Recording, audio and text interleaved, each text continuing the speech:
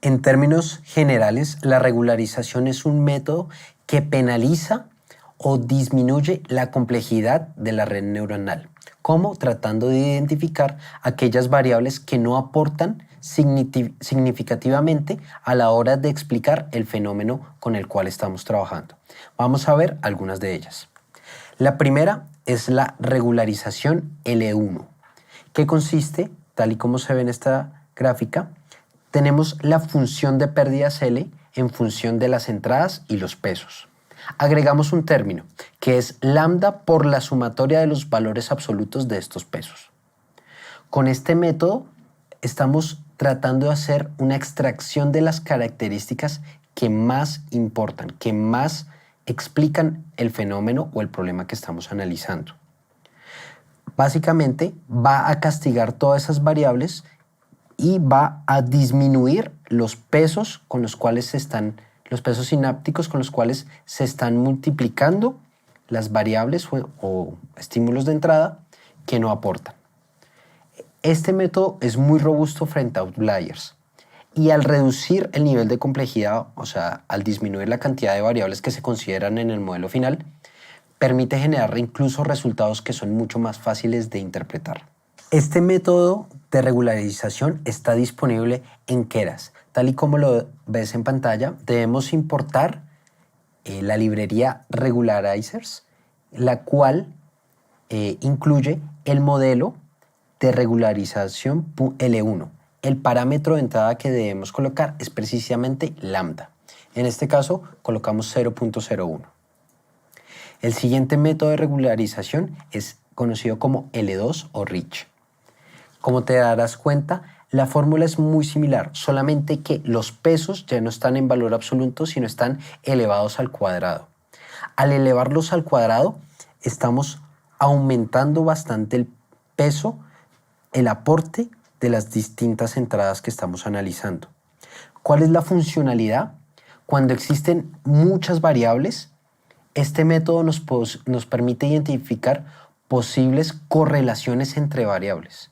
Esto nos ayudaría a identificar de pronto variables que no aportan o que con una sola variable podríamos explicar el fenómeno de otras 2 o 3 variables adicionales. Este método, por el contrario, no es robusto a outliers, pero sí es muy útil para entender patrones que son mucho más complejos. En Keras, nuevamente, también está disponible. Tal y como el ejemplo anterior, solamente cambia el regularización .L2. Nuevamente el parámetro de entrada es lambda. Lo bueno es que nosotros podemos obtener una regularización que aproveche lo mejor de ambos tipos. Este tipo de regularización se conoce como ElasticNet. En la fórmula se implementan los dos tipos de regularización. Por lo tanto, nos permite tanto disminuir el nivel de complejidad identificando variables que no explican significativamente el fenómeno, como a la vez también nos permite identificar posibles correlaciones entre las variables que estén disponibles. Nuevamente en Keras, para implementarlo, en este caso va a ser L1-L2 y debemos indicar los parámetros lambda para cada una de ellas. Aparte de los métodos que hemos mencionado, también existe la regularización dropout. En términos generales, tenemos la estructura de la red neuronal.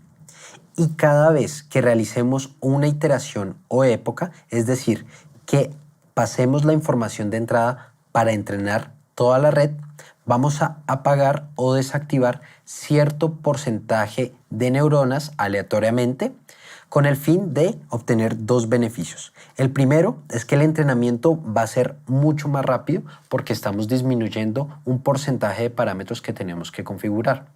Pero adicionalmente estamos disminuyendo de manera general la dependencia que existe entre neuronas que son vecinas. Esto a la larga va a mejorar también el potencial problema de overfitting.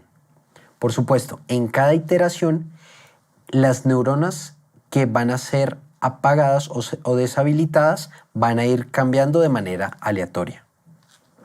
En Keras, para implementar esta regularización, tenemos que importar una nueva capa que es identificada como la capa de dropout.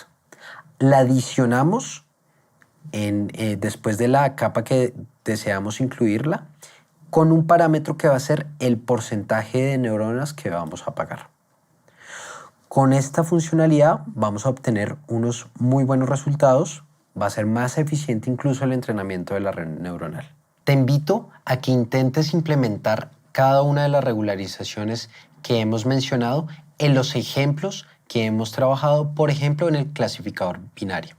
En la siguiente lección vamos a identificar otros ajustes de otros hiperparámetros con los que podemos jugar para reducir el problema de sobreajuste.